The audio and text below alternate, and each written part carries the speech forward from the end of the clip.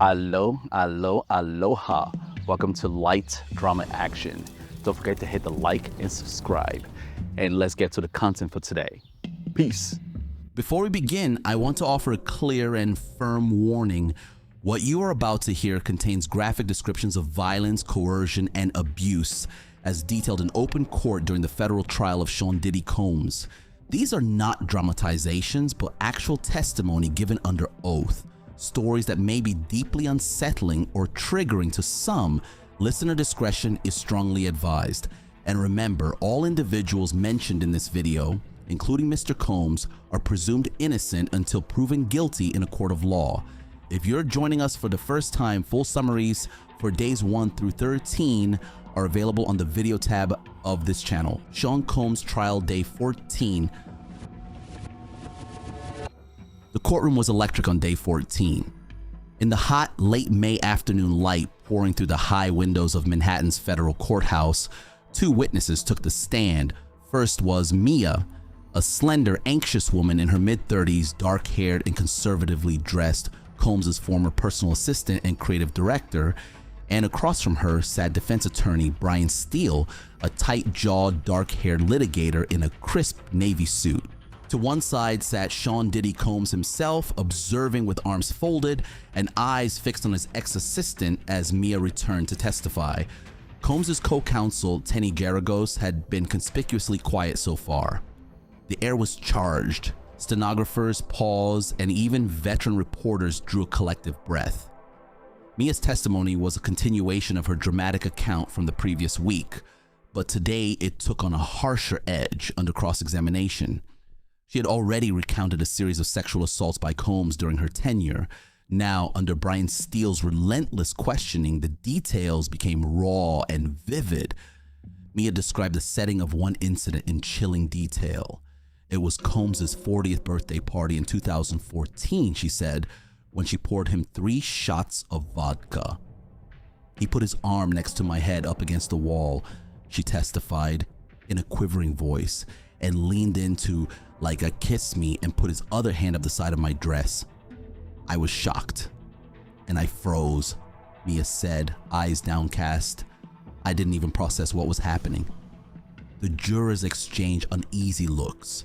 Here was a young woman cornered by a man twice her age, describing an unwanted advance so matter-of-factly it sent chills through the courtroom.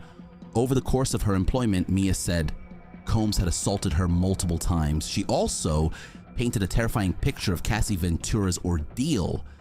Mia tearfully insisted she had seen Combs throw Cassie on the ground and crack her head open, chasing her through the room in blind fury. Cassie, in fact, had already testified about freak-off parties and assaults. Mia now backed up those claims with detailed eyewitness accounts. Steele's cross was brutal. He prowled the podium, fingering social media posts and private messages. At one point, he brandished a 2017 text Mia had sent herself after Combs fired her, in which she ominously wrote, "I'm going to kill myself." Steele's line of questioning was pointed. "Ma'am, would you agree? The reason you wrote that text message is because you love that job?" he asked in a cold, clipped tone. The courtroom held its breath. After a long pause, Mia answered steadily, "My entire world was being ripped away from me, and even if in hindsight that world was awful, I didn't know it at the time." Her voice cracked slightly, but she locked eyes with the jury and held his gaze. This terse admission that losing her position felt like losing her world punctured the implication that she was simply upset to lose a dream job. Steele pressed on, seeking any discrepancy. He asked whether Mia had even been blacklisted by Combs, pointing out that she had managed to find other work without any obvious retaliation. Mia bristled. Her hand gripped the edge of the witness stand as she snapped that she had not brought up blacklisting, and she subtly suggested that fearing Combs' influence went deeper than a single job. The tension grew palpable as Steele hurled insinuations. He branded the sex crimes allegations as a #MeToo money grab, objecting that Mia's motives were financially driven, a term he eventually had to withdraw after a warning from the judge. Yet, Mia refused to crumble. "I never lied in this courtroom, and I never will lie," she declared emphatically at one point, tears glistening as she added, "Everything I said is true." The gallery murmured. Prosecutors leaned forward in their seats, and one of them later recorded on the minutes that Steele's questioning had become humiliating and embarrassing for Mia. But Mia's composure held. Witnesses later said she sat stiff and upright, meeting Steele's barbs with calm honesty. By late afternoon, the judge announced a recess with Mia still under oath. In open court, he complimented her poise, remarking that she had remained composed on the stand even as Combs's team accused her of fabricating abuse. It was a stark testament to the pressure cooker atmosphere. Mia's dignity under attack, holding firm to her story of being psychologically trapped by the mogul. After Mia was excused, the prosecution called their second witness, Sylvia Oken. Oken, a poised woman in her early 50s with neat brown hair and a gentle smile, introduced herself as the Beverly Hills Hotel's area director of sales and marketing, formerly a sales director. As her title suggested, she had no dramatic personal anecdotes to share. Instead, she handled the jury's attention like a conductor of a delicate symphony. Oken spoke in measured tones as she explained the hotel's computer system. Every guest has a profile listing names and notes, and for high-profile clients, the profile often bears an alias. To illustrate, prosecutors showed jurors a screenshot of a guest profile under the name Philip Pines. Oken confirmed firmly, Philip Pines was an alias for Diddy. It was a simple fact, but one that made the most hardened juror glance up in surprise.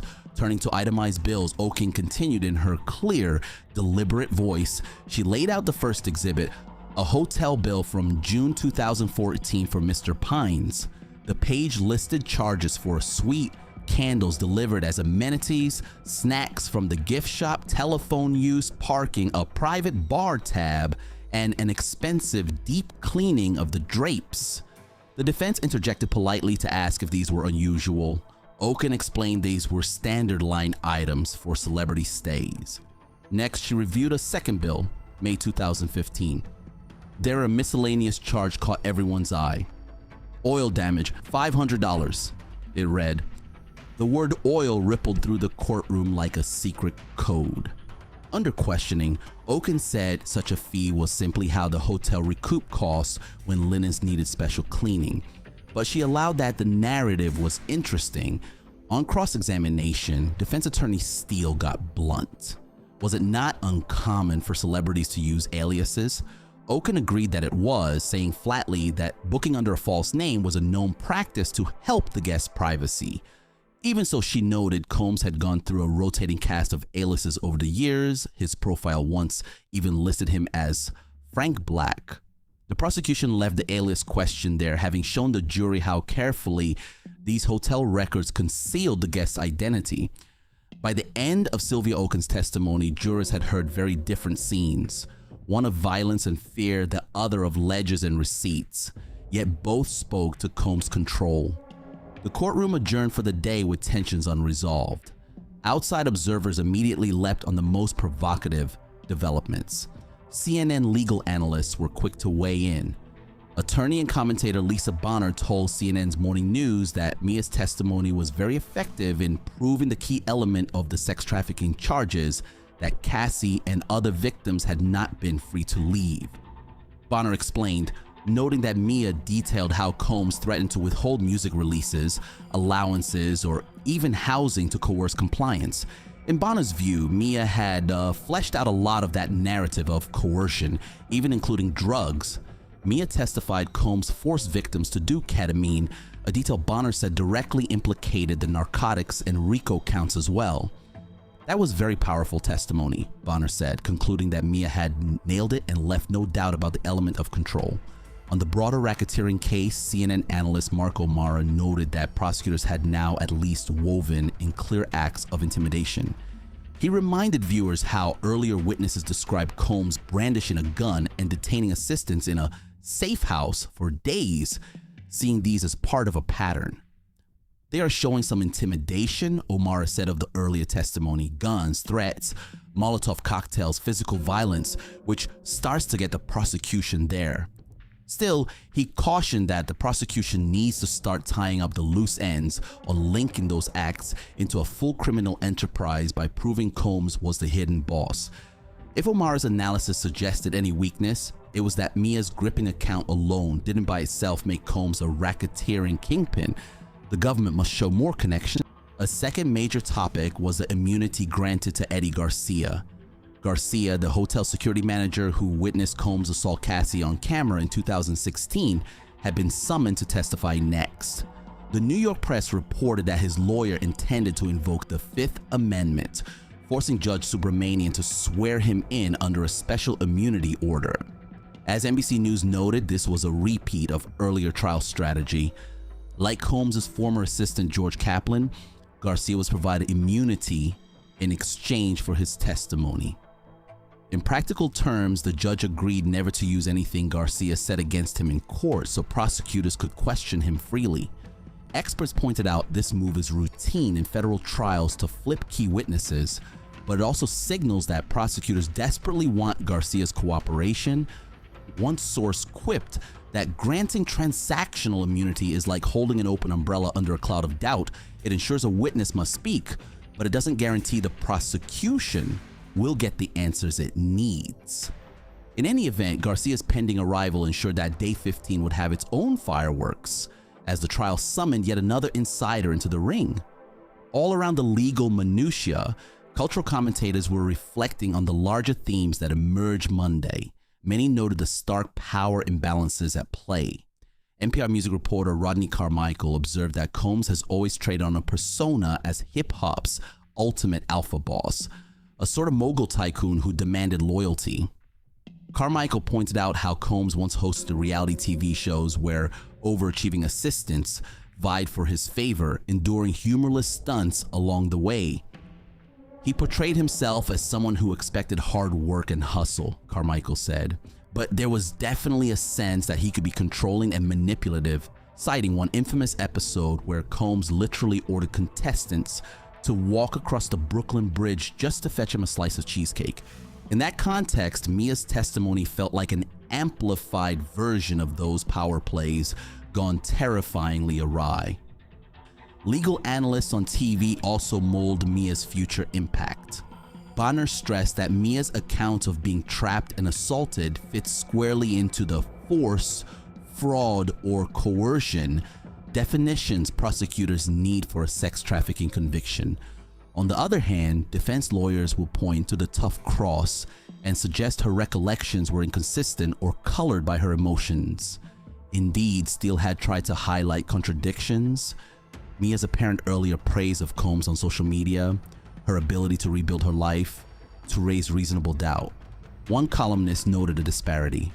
Mia said she couldn't call the police because she feared Combs, yet she eventually did go to the FBI. That, defenders will say, shows some inconsistency. Prosecutors countered that Mia eventually turned to authorities only after enduring nearly a decade of abuse, proving rather than disproving her fear. The trial now hinges on whether the jury finds Mia's memory credible despite the crossfire.